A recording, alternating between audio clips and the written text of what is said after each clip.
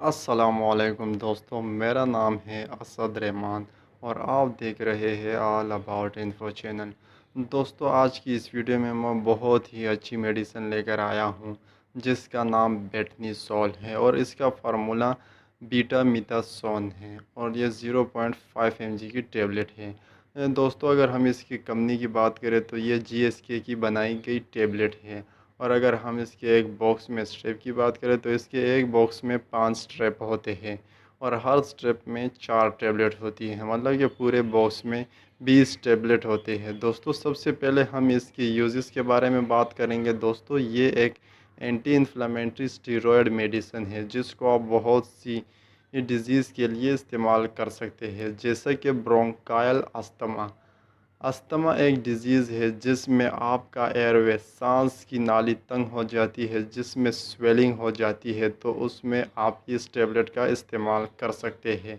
इस टेबलेट को आप स्किन डिज़ीज़ में भी इस्तेमाल कर सकते हैं और इन्फेक्शन में भी इस्तेमाल कर सकते हैं। दोस्तों, इस टेबलेट को आप एलर्जिक कंडीशन में भी इस्तेमाल कर सकते हैं। दोस्तों, इस टेबलेट को आप इन्फ्लामेशन में भी इस्तेमाल कर सकते हैं।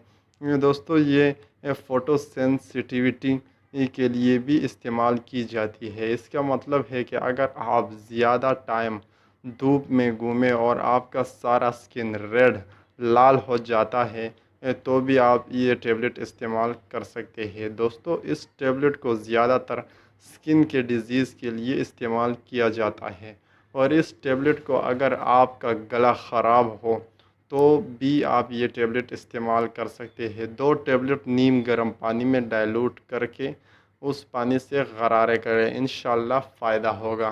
तो दोस्तों, ये तो हुई इसके कुछ कॉमन यूजेस। अब हम बात करेंगे इसके डोजेज के बारे में। दोस्तों, ये टेबलेट बच्चों और बड़ों और दोनों के लिए मुफीद है और इस्तेमाल कर सकते हैं। डॉक्टर ज़्यादातर बच्चों के लिए एंटीबायोटिक के साथ रिकमेंडेड करते हैं और इस्तेमाल करवाते हैं। आधा टेबलेट पानी में डिज़ोल्व करके इस्तेमाल करवाएं और बड़ों में ये टेबलेट 2 टेबलेट पानी में डिज़ोल्व करके इस्तेमाल करें, आधे गिलास पानी में।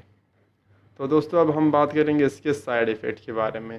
और टेबलेट के साइड इफ़ेक्ट होते हैं और इसके भी कुछ कॉमन साइड इफ़ेक्ट है, जैसे कि इसकी वजह से वर्टिगो हो सकता है, चक्कर आ सकते हैं, हेडेक हो सकता है, डायरिया हो सकती है, वोमिटिंग हो सकती है, एब्डोमिनल पेन हो सकता है, हाइपरटेंशन हो सकता है, फीवर हो सकता है, एंजाइटी घबराहट हो सकती है, स्वेटिंग हो सकती है, पेप्टिक अल्सर हो सकता है और खून की नालियाँ भी कमज़ोर हो सकती है।